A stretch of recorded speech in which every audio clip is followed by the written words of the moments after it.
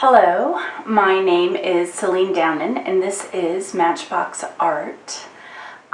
This video will kind of walk through a little bit of the history, some of the materials that can be used, and a lovely show and tell to inspire and get your imagination kind of going. So we will jump right into it. This is really honestly a fun project.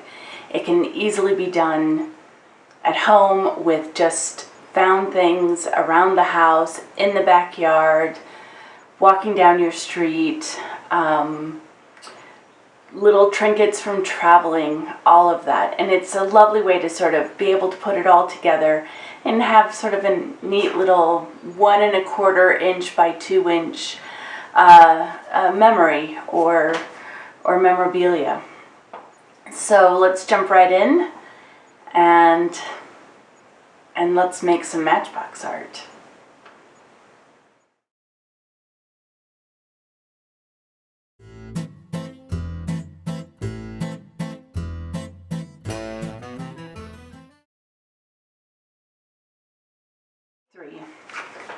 Okay, so the Matchbox, a roughly 1¼ inch by 2 inch box, slides open.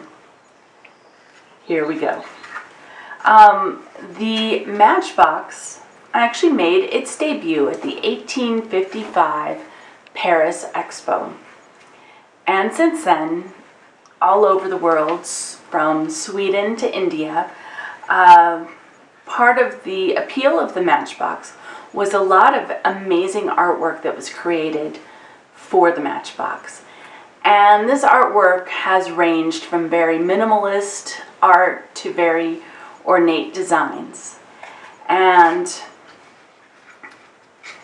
from there, it has then progressed to being a little more embellished, a little more playful, something to be utilitarian, to pick up on travels, and to be able to remember places that you've been, things like that, all the way to artist books, to mini shrines, all of it. So the Matchbox really has its own kind of little place in design history.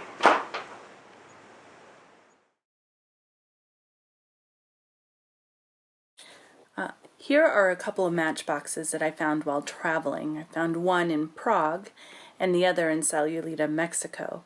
Mexico was a wonderful place to find really interesting, small, embellished matchbox art. These are some vintage matchboxes that I found on Etsy.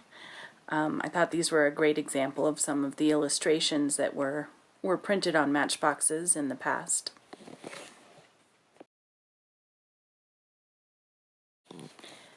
These are several images that I found off of a great website called retrovectors.com, and it's just a bunch of really interesting images of past designs on matchboxes.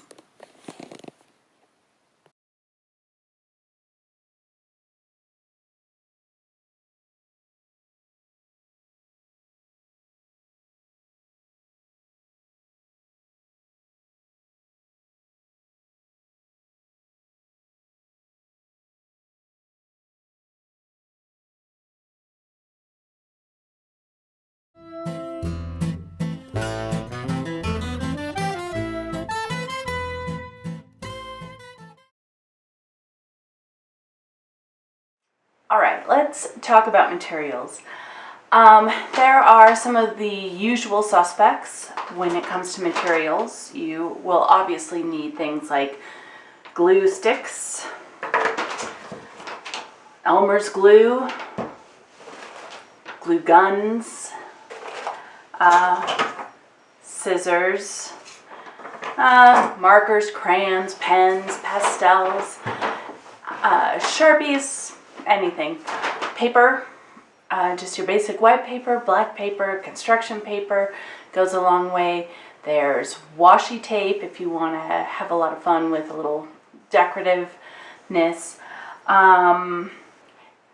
Think outside the box a little bit too. Like, you can start searching around your house, I'm sure, and find some weird little things that you didn't think of that would be enjoyable. And as far as resources go, there's always, the usual Joann's, Michael's, Hobby Lobby. You could just get lost in those aisles finding little things that could go inside of a small Matchbox. Some of the more interesting things that I've come across are my mother-in-law is Russian, so she gave us all these Russian candies, and it came with all these sort of weird and different kind of wrappers, and I've been keeping them for years and finally decided to see what I could do with this project, if I could use them. There's a lot of e-waste out there, computers and things like that. My favorite resource is probably Etsy for things like this. So you have, computer keys. Let's see if I can get a hold of one. Old keyboards that are taken apart. So that gives you these sort of funky letters and space bars and cap locks, keys, things like that. Etsy, you can buy, bags of stamps, envelopes of stamps from all over the world. New Zealand and Australia and Canada. The Hobby Lobbies, there's always like these sort of, I don't know if you can tell, but these sort of miniature, things that you can purchase for, I don't know if it's usually for like model railroads or something like that. So tons of things. Old library card checkout cards that you could find on Etsy. Digital downloads. If you know that you really want to do a themed Matchbox with, Alice in Wonderland, or you're desperate to find fish with top hats on, you can search digital downloads on Etsy, and usually they're pretty inexpensive. You can buy a few, download them, print them on your printer, and there you have it. Old newspapers, magazines, comic books. I've mentioned a lot of them, but I will go through a quick sort of slideshow with all sorts of things that I have found that I, have used in Matchbox art.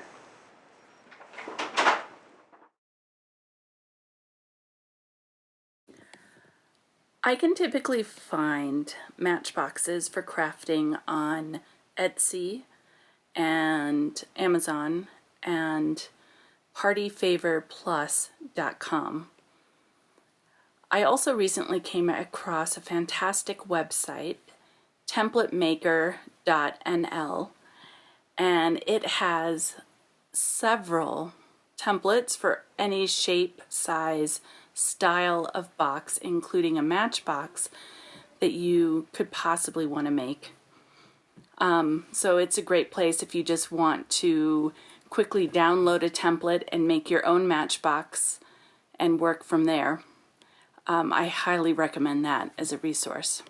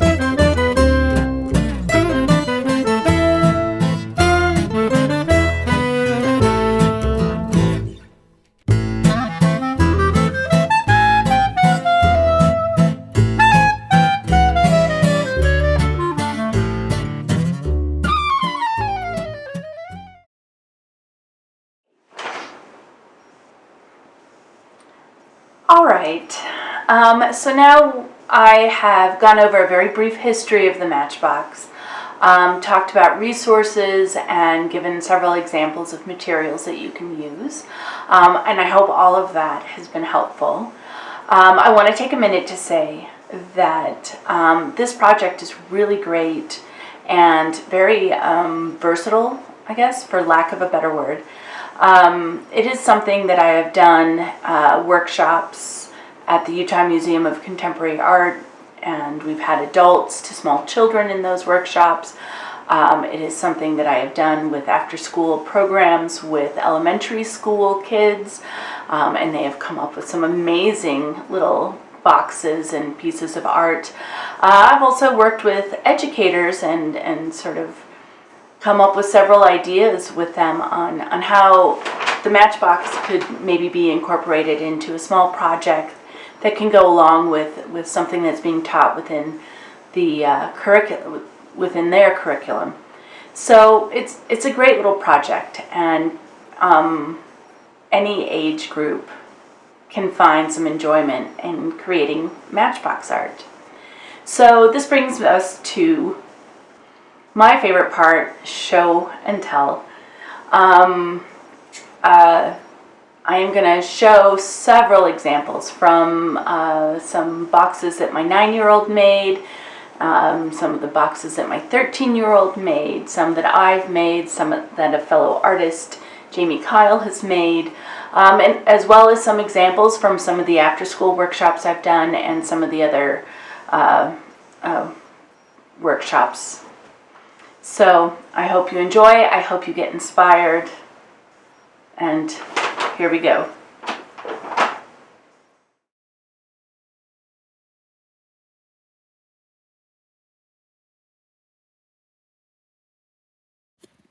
This is an after-school workshop I did at Lake Ridge Elementary with the kids after school, and some of the things they came up with using feathers and washi tape and glue guns and sequins. Their boxes were amazing.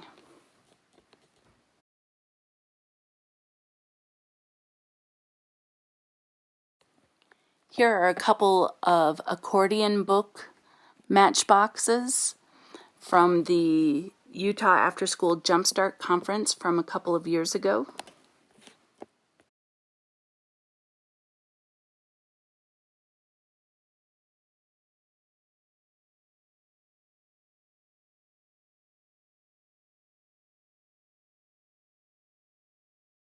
Here are a few samples of matchboxes that I have made.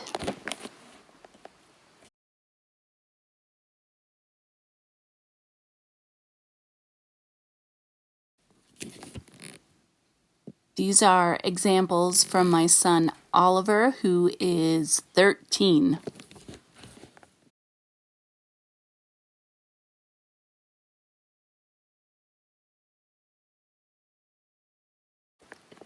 This is a few matchboxes made by local artist Jamie Kyle.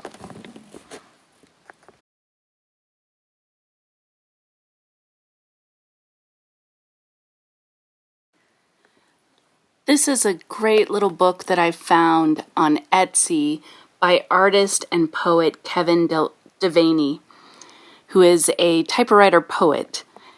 And it's this lovely little matchbox filled with 4 little books with little fairy tales, and it came with this adorable typed letter, and this is just an example of something that you can do.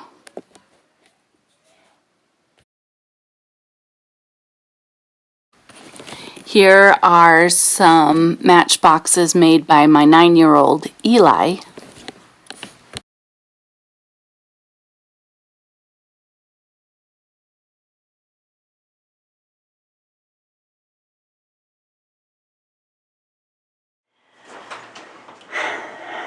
Thank you for joining me with this video. I hope that you now feel inspired to create your own Matchbox art. It's a great little project. It's fun to have this little challenge of what can you do with a 1¼ inch by 2 inch little canvas. It's very versatile. You can take it and travel. You can do it in your kitchen. You can find all the materials you need just inside your home or in your backyard or on a walk. Or you can use some of the resources that were mentioned. And yeah, I hope you enjoy this, and thank you.